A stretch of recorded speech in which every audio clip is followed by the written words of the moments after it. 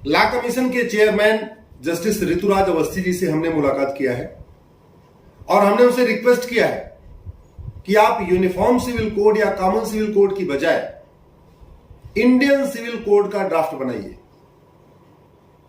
Uniform civil code या common civil code पहले से बहुत डिस्प्यूटेड हो चुका है, इसके बारे में बहुत सारी भ्रांतियां हो चुकी हैं और हमारे देश में इंडियन पिनल कोड है, इंडियन एजुकेशन कोड है, इंडियन टैक्स कोड है। इसलिए अगर इंडियन सिविल कोड बनाएंगे तो कोई इस पर डिस्प्यूट नहीं करेगा। इसका नाम रखिए आप इंडियन सिविल कोड, यानी भारतीय नागरिक संहिता। भारतीय दंड संहिता तो पहले से ही चल रही है, जिसको हम आईपीसी कहते हैं, इंडियन पिनल कोड कहते हैं। और इस इंडियन सिविल कोड में हमने 10 चैप्टर सजेस्ट किए हैं। Chapter number 1, age of marriage, कि शादी विवाह की जो मिनिमम एज हो वो कितनी होगी और जो भी होगी वो सबके लिए होगी। अगर 18 साल रखना है तो हिंदू, मुस्लिम, पारसी, ईसाई के लिए, महिला हो या पुरुष, बेटा हो या बेटी, सबके लिए 18 साल ही होना चाहिए।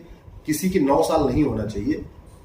सबकी अगर 20 साल रखना है, 19 साल रखना है या 21 साल रखना है, हमने ये नहीं बताया कहा कि कितने साल होना चाहिए। हमने केवल इतना कहा है आप 18 रखिए, 20 रखिए या 21 रखिए।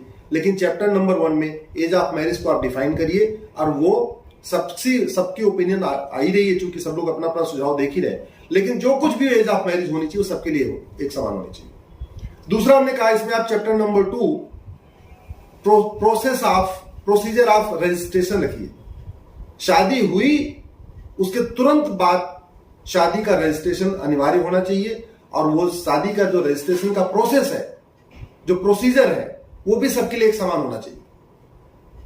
तीसरा हमने रिक्वेस्ट किया है अगर शादी बाय सफल नहीं हो रही है, शादी अगर टूट रही है, तो ग्राउंड्स ऑफ डिवोर्स और प्रोसीजर ऑफ डिवोर्स ये सबके लिए एक समान होना चाहिए।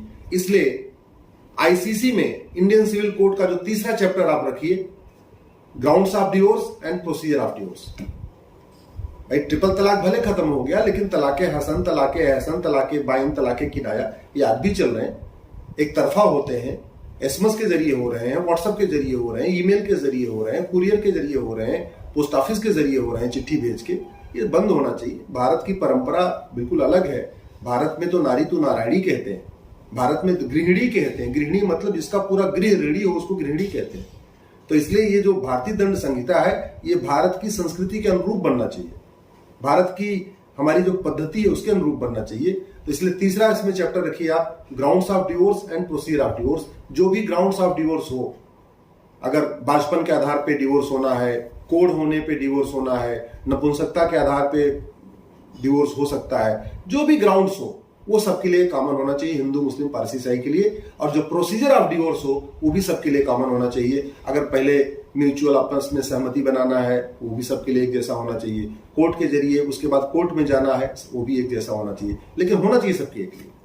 चौथा इसमें हमने सजेस्ट किया है grounds and procedure of maintenance. Chapter number 4, grounds and procedure of maintenance. इस चैप्टर में आप ये बताइए कि किस किस ग्राउंड के आधार पे मेंटेनेंस मिलेगा, गुजारा भत्ता मिलेगा। और ये भी केवल महिला के लिए नहीं, पुरुष के लिए भी होना चाहिए। कई बार ऐसा भी देखा गया कि महिला अपने आप डिवोर्स लेती है, पुरुष नहीं चाहता, महिला खुद लेना चाहती है। अगर खुद लेना चाह रही है और वो सक्षम है, पुरुष बेचारा गरीब है, हस्बैंड गरीब है, उसको भी मेंटेनेंस मिलना चाहिए। वो किसके भरोसे रहेगा? तो ग्राउंड्स ऑफ मेंटेनेंस और प्रोसीजर ऑफ मेंटेनेंस कॉमन होना चाहिए, जेंडर न्यूट्रल होना चाहिए, रिलीजन न्यूट्रल होना चाहिए, हिंदू, मुस्लिम, पारसी, ईसाई सबके लिए लागू होना चाहिए। चैप्टर नंबर 5 इसमें हमने सजेस्ट किया है grounds of adoption and procedure of adoption. किस किस ग्राउंड के आधार पे आप बच्चा गोद ले सकते हैं और प्रोसीजर ऑफ एडॉप्शन, आपको एडॉप्ट करते समय क्या क्या प्रक्रिया अपनानी है। तो ये भी हिंदू, मुस्लिम, पारसी, ईसाई सबके लिए बराबर होना चाहिए। चैप्टर नंबर 6 हमने गार्जियनशिप कहा है कि बच्चे के भरण पोषण का अधिकार, बच्चे की देखभाल का अधिकार, ये माता को भी होना चाहिए, पिता को भी होना चाहिए और ये सबके लिए, सब पे लागू होना चाहिए। ऐसा नहीं होना चाहिए कि मुस्लिम्स के लिए अलग, पारसी के लिए अलग, हिंदू के लिए अलग, क्रिश्चियंस के लिए अलग। ग्राउंड्स ऑफ गार्जियनशिप और प्रोसीजर ऑफ गार्जियनशिप ये भी जेंडर न्यूट्रल होना चाहिए, रिलीजन न्यूट्रल होना चाहिए। चैप्टर 7 हमने इसमें सजेस्ट किया है सक्सेशन, और चैप्टर 8 सजेस्ट किया है इनहेरिटेंस, यानी विरासत का अधिकार और वसीयत का अधिकार, ये भी सबके लिए एक जैसा होना चाहिए। विरासत करने की जो प्रक्रिया है, जो प्रोसीजर ऑफ सक्सेशन है, प्रोसीजर ऑफ इनहेरिटेंस है, ये भी सबके लिए एक जैसा होना चाहिए। इक्वल राइट होना चाहिए, बेटा और बेटी को समान अधिकार मिलना चाहिए, और वो हिंदू को भी मिलना चाहिए, मुस्लिम्स को भी मिलना चाहिए, पारसी को भी मिलना चाहिए, ईसाई को भी मिलना चाहिए, अलग अलग नहीं होना चाहिए। चैप्टर 9 हमने इसमें सजेस्ट किया है पॉपुलेशन कंट्रोल। भारत की 50% से ज्यादा समस्याओं का रूट काज पॉपुलेशन एक्सप्लोजन है। जनसंख्या विस्फोट बहुत बड़ी समस्या हो चुकी है, इसलिए हम दो हमारे दो, ये है चैप्टर नंबर 9। एक पति और एक पत्नी और सबके 2 बच्चे, 2 से ज्यादा बच्चा नहीं। इसमें हमने सजेस्ट किया कि चैप्टर 9 होना चाहिए population control and family planning. और चैप्टर 10 हमने सजेस्ट किया है पेरेंट्स केयर। भाई पति पत्नी का विवाद तो हो गया, पति पत्नी का अधिकार भी डिफाइन हो गए, लेकिन पता चला कि पेरेंट्स का क्या होगा।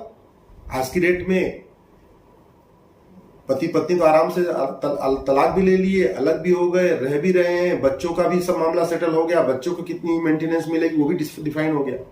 लेकिन इसमें बेचारा सबसे ज्यादा परेशान कौन है? बूढ़े माँ बाप। बूढ़े माँ बाप के लिए कोई कहीं पे कानून में कहीं कुछ लिखा ही नहीं है। इसलिए जो सबसे इंपॉर्टेंट है वो अवश्य होना चाहिए आपके इंडियन सिविल कोड में, वो हमने सजेस्ट किया है चैप्टर नंबर 10 पेरेंट्स केयर। अगर पति पत्नी अलग हो रहे हैं तो बाकी तो ऊपर हमने बता ही दिया, वो सब डिफाइन हो गया। लेकिन अगर पति पत्नी अलग हो रहे हैं तो माता पिता की देखभाल कौन करेगा, कैसे करेगा, उनको कितना उनको गुजारा मेंटेनेंस मिलेगा, उनके लिए क्या क्या प्रोसीजर होगा, ये होना चाहिए चैप्टर नंबर 10। ये हमने अपनी तरफ से सजेस्ट किया है। आपको लगता है इस 10 चैप्टर के अलावा कुछ और भी बन सकता है तो आप भी सजेस्ट करिए। एक बार मैं डिफाइन कर देता हूं, इन यूसीसी में ये सब नहीं आ सकता, पॉपुलेशन कंट्रोल यूसीसी में नहीं आ सकता, इसलिए मैं कह रहा हूं यूसीसी नहीं आईसीसी बनाइए। पेरेंट्स केयर भी यूसीसी में नहीं आ सकता, इसलिए हमने कहा है आईसीसी बनाइए, इंडियन सिविल कोड। और इंडियन सिविल कोड का हमने 10 चैप्टर बनाया है। Chapter number age of marriage, chapter number 2 procedure of marriage registration, chapter number 3 grounds and procedure of divorce, chapter number 4 grounds and procedure of maintenance, chapter number 5 grounds and procedure of adoption, chapter number 6 grounds and procedure of guardianship, chapter number 7 grounds and procedure of succession, chapter number 8 grounds and procedure of inheritance, chapter number 9 population control and family planning, हम दो हमारे दो सबके दो, chapter number 10 parents care, माता पिता की देखभाल। ये मैंने अपनी तरफ से सजेस्ट किया है। आप अगर मेरी बात से सहमत हैं, इस वीडियो को अधिक से अधिक शेयर करिए, अपने सांसद को भेजिए, अपने विधायक को भेजिए। अगर आप किसी जज को जानते हैं तो इस वीडियो को अपने जो जज अगर आपके मित्र हैं, जानने वाले हैं, उनको भेजिए। आप अगर किसी आईएएस आईपीएस को, जो लोग सचिव हैं, सेक्रेटरी हैं, डीएम कलेक्टर हैं, उनको जानते हैं, उनको भेजिए। जितना ज्यादा से ज्यादा इस पे वाइड सर्कुलेशन होगा, जितना ज्यादा इस पे आम सहमति बनेगी, मुझे लगता है सरकार के लिए लागू करना उतना आसान हो जाएगा। हम आजादी की 75वीं वर्षगांठ मना रहे हैं। 23 नवंबर 1948 को आर्टिकल 44 संविधान में आ गया था। दुर्भाग्यवश अभी तक इस पे काम नहीं हुआ। अब चूंकि लॉ कमीशन काम कर रहा है, तो इस पे जितना ज्यादा लॉ कमीशन को अपनी तरफ से फीडबैक जाएगा उतना अच्छा है। जितना सांसद इस पे बोलेंगे, विधायक बोलेंगे, मंत्री बोलेंगे, उतना अच्छा है। इसलिए इस वीडियो को अधिक से अधिक सर्कुलेट करिएगा।